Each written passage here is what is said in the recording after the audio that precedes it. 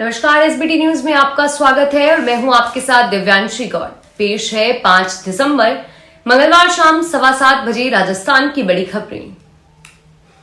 विधानसभा चुनावों में कांग्रेस की हार और सरकार गंवाने के बाद आज विधायक दल की पहली बैठक पार्टी मुख्यालय पर हुई। इसमें नेता प्रतिपक्ष का फैसला आलाकमान पर छोड़ने का प्रस्ताव पारित किया। बैठक में पार्टी के सभी विधायक शामिल हुए। इस दौरान तीनों पर्यवेक्षकों ने 1-to-1 फीडबैक लिया। कांग्रेस की हार के बाद पहली विधायक दल की बैठक पर सबकी निगाहें टिकी थी। बैठक में पार्टी की अगली रणनीति पर मंथन होने के साथ हार से जुड़े मुद्दों पर चर्चा हुई। चुनाव में भीतरघात का मुद्दा भी उठा। हार के लिए वरिष्ठ नेताओं की जिम्मेदारी तय करने की मांग की गई। इस दौरान मुख्यालय में सचिन पायलट के समर्थकों ने नारेबाजी की।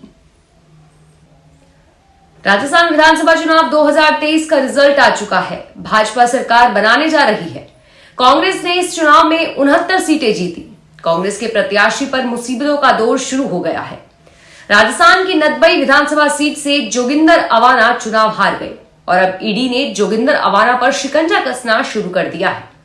बाइक बोर्ड घोटाले में कुछ गवाहों ने जोगिंदर का नाम लिया है और इसके बाद ईडी ने उनके खिलाफ जांच शुरू कर दी है। यह जांच ईडी की दिल्ली स्थित मुख्यालय की टीम द्वारा की जाएगी। जोगिंदर नोएडा के झुंडपुरा गांव के निवासी हैं। राजस्थान के पूर्व उप मुख्यमंत्री और टोंक विधायक सचिन पायलट ने निवर्तमान मुख्यमंत्री अशोक गहलोत के पूर्व ओएसडी लोकेश शर्मा की ओर से लगाए गए आरोप को चिंताजनक बताया है और वही उम्मीद जताई जा रही है कि कांग्रेस आलाकमान इस पर ध्यान देगी। दूसरी बार विधायक बनने के बाद सचिन पायलट सोमवार को जिला कांग्रेस कार्यालय में हुई कार्यकर्ताओं बैठक में शिरकत करने आए थे। इस दौरान पत्रकारों से वार्ता में पायलट ने पूर्व ओएसडी लोकेश शर्मा की ओर से लगाए गए आरोपों के बारे में स्टेटमेंट दी और यह बड़ा आश्चर्यजनक है और इसलिए है कि वह निवर्तमान सीएम के ओएसडी हैं। जोधपुर जिले के पिपाड़ पुलिस थाना से चोरों ने हाथ साफ कर दिया। यहां मालखाने में जब्त करके गए डोडा पोस्ट के 98 कट्टों में से 8 कट्टे एक चोर ले गया। इनका वजन 160 किलो है और बाजार में इनकी कीमत 4 से 5 लाख के बीच है। चोर अपने साथ लैब जांच के लिए रखे गए डोडा पोस्ट के 12 सैंपल भी ले गया। पुलिस के अनुसार सीसीटीवी फुटेज जांच में एक चोर रात को मालखाने का ताला तोड़कर अपनी बाइक पर 8 कट्टे ले गया।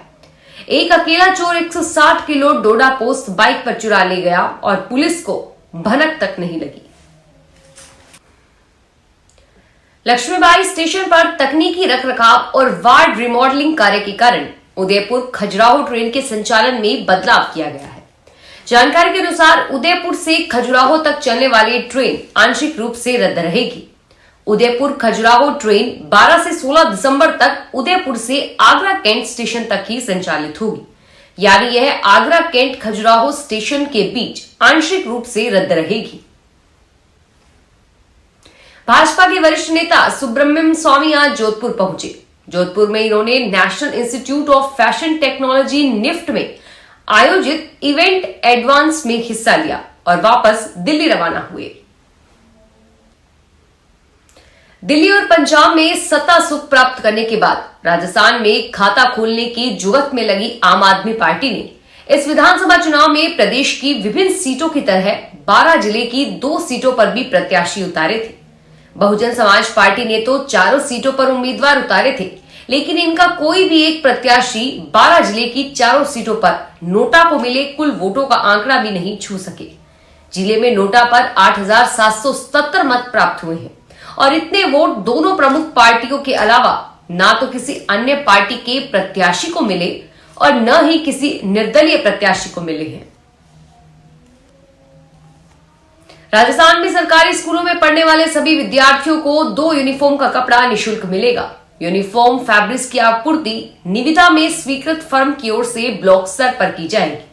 राजस्थान स्कूल शिक्षा परिषद ने विधानसभा चुनावों के बाद राज्य सरकार की ओर से बजट में पारित प्रस्ताव तथा बजट के अनुसार आपूर्ति का जिम्मा एक निजी फर्म को सौंपा है, जो ब्लॉक स्तर पर यूनिफॉर्म की फैब्रिक आपूर्ति करेगी।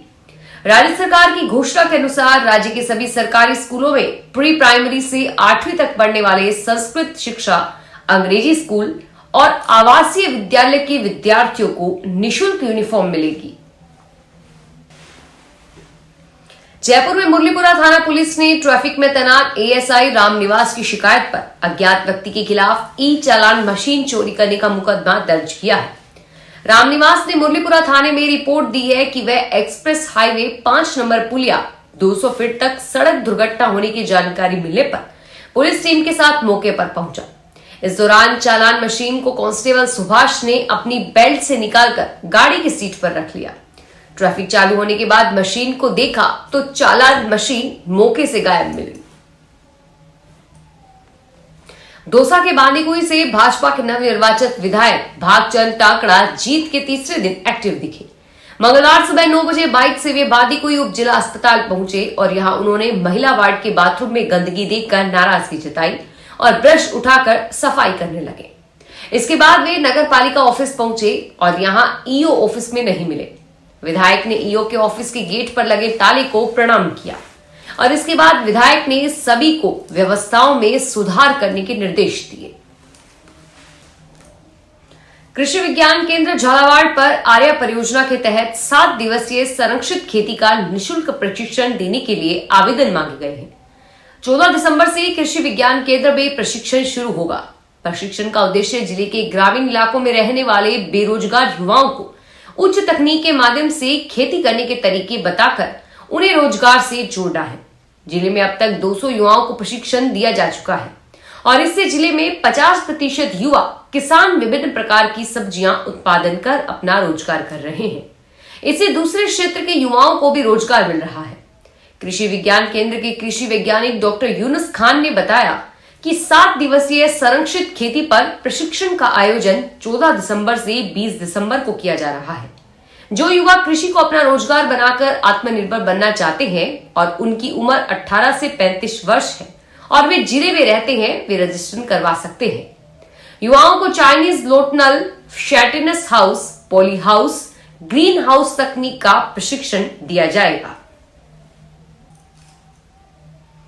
राजस्थान के जैसलमेर जिले में मौसम के करवट लेने के बाद तापमान लुढ़कने का सिलसिला बना हुआ है। मंगलवार को भी न्यूनतम तापमान में गिरावट दर्ज की गई। मौसम विभाग के अनुसार तापमान 1 डिग्री गिरकर 10 डिग्री पर पहुंच गया और वहीं अधिकतम तापमान 26 डिग्री सेल्सियस दर्ज किया गया। इससे पहले सुबह से ही आसमान हल्के कोहरे से घिरा नजर आया, लेकिन सूरज निकलने के साथ ही मौसम साफ हुआ, लेकिन ठंड का असर बरकरार रहा। मौसम विज्ञान के मुताबिक आने वाले दिनों में भी सर्दी का असर बरकरार रहेगा, हालांकि उसके घटने बढ़ने की आशंका नहीं है। मौसम ऐसा ही बना रहेगा और बारिश के भी कोई आसार नजर नहीं आ रहे। दरअसल इन दिनों जैसलमेर में ठंड के कारण तापमान 10 डिग्री तक पहुंच गया है। उत्तरी पश्चिमी रेलवे के जोधपुर मंडल ने 1 माह में पकड़े गए बिना टिकट यात्रियों से 1 करोड़ रुपए से भी अधिक का राजस्व वसूला। डीआरएम पंकज कुमार सिंह ने बताया कि चेकिंग स्टाफ ने नवंबर में बिना टिकट व अनियमित यात्रा के 23,405 मामलों में से 1 करोड़ 7,57,666 का राजस्व वसूल किया है। अनियमित यात्रा के 22,122 मामलों में से 1 करोड़ 6,04,27 रुपए की वसूली ट्रेन और रेलवे प्लेटफॉर्म पर गंदगी फैलाते हुए 1,193 यात्री पकड़े गए हैं। 24वें जोधपुर पोलो सीजन 2023 का आगाज 6 दिसंबर से होगा। सीजन में देश विदेश के नामचीन खिलाड़ी खेलेंगे। इस सीजन में 6 टूर्नामेंट व 9 दिवसीय मैच होगा।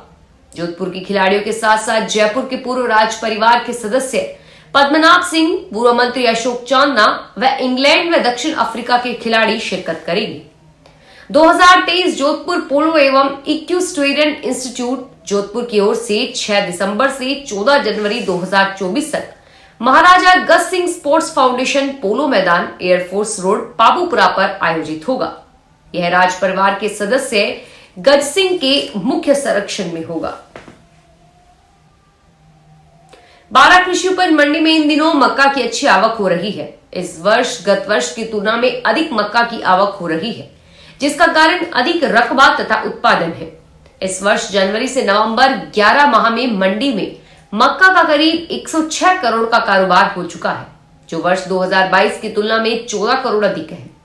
कृषि उपज मंडी में 30 नवंबर 2023 तक करीब 13 लाख कट्टे मक्के की आवक हो चुकी है, जबकि वर्ष 2022 में नवंबर माह तक 11.48 लाख कट्टे मक्के की आवक हुई थी। फिलहाल इस बुलेटिन में इतना ही और फिर हाजिर होंगे तमाम बड़ी खबरों के साथ। धन्यवाद।